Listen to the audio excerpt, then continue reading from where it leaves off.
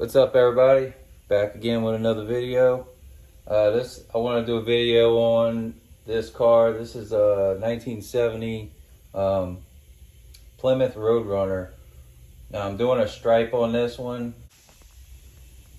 All right, this paint is the Duracryl. This is Organisol. So this is basically a textured paint that came factory on the I believe it was the Coronets and this 1970 Roadrunner, which probably is similar for some of the other cars too, other Mopars.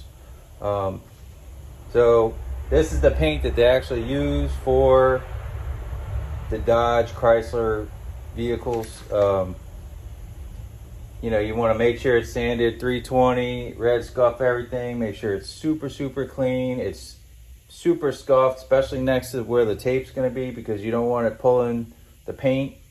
This stuff is 1 to 1.5 reduced, and you want to use the slowest stuff you got. This is the DTL 105 acrylic lacquer. I had a kind of special order that. This stuff, I've seen some cans, eBay, like 50 bucks. But we're trying to duplicate the original stuff here, the original paint scheme. Even the measurements and everything, you know, 12 inches from the edge of the hood, get 1.5 inch stripe, then a 1 1/4 gap, and then the center section, you know. So it takes a little bit of time. They don't make 1.5 inch tape, so I took, you know, 2 3/4. I put those together. That still doesn't equal 1.5 inch to 3M standards. So I just made sure that 1/16 of an edge was even all the way down when I did put the 2 tapes, so that way I knew, you know, my stripes were straight. They're not getting wider and skinnier and, you know, down the whole deal. Made sure it's super clean. Next thing you do, you want to make sure you got at least 45 pounds of air pressure, you know, coming out the gun. And 2 to 3 double coats. So you got to put this stuff on wet, because if not, the textured stuff will stand up and then you'll get lint and all kinds of crap when you go to wipe your car down.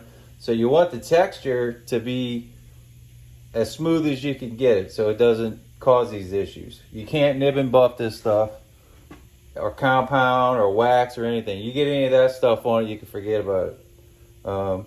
So you just take your time, tape it up, make sure everything's straight, measure everything 3-4 times.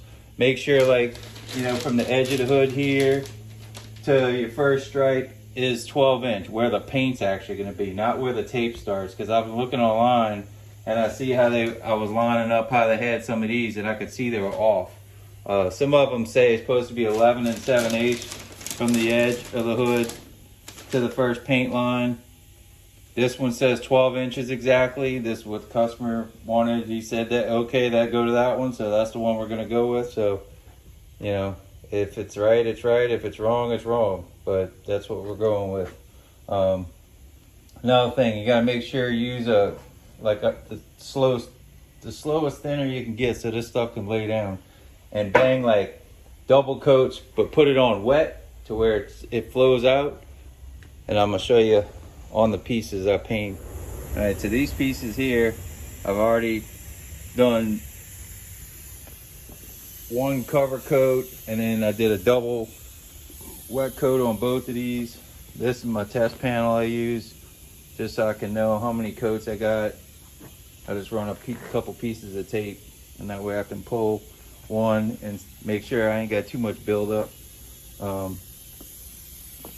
Also, on the first coat on the car, I'll actually just cover inside the stripes of everything and not do the outside stripes. And I'm going to try and just do 1 coat on the outside stripes and 1 coat next to the tape on the center stripe, so they don't have a big, like a big paint edge on it, because it looks like crap when it's like that too.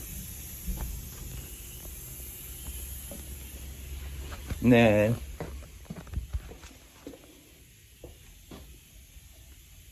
let's see what else we got here.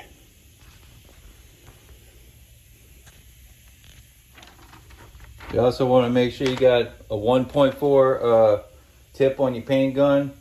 Then the thin per instruction is 150%. So your texture must cover everything completely, no gaps in the texture. The purpose of laying on wet is, so the texture would lay down.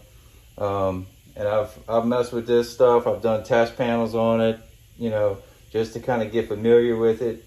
Because this was the first one I did, and I didn't really see any instructions on it. So I figured maybe this video will help somebody out that's doing a Mopar.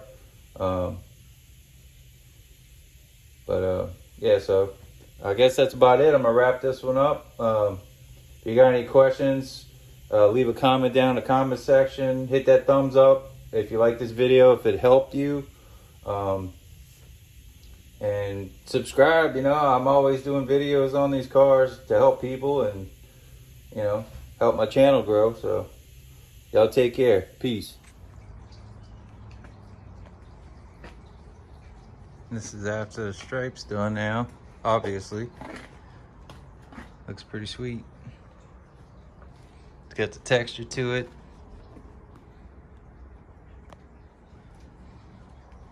Nice and straight. I got a molding that goes along here.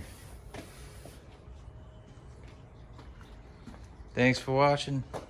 See you on the next one.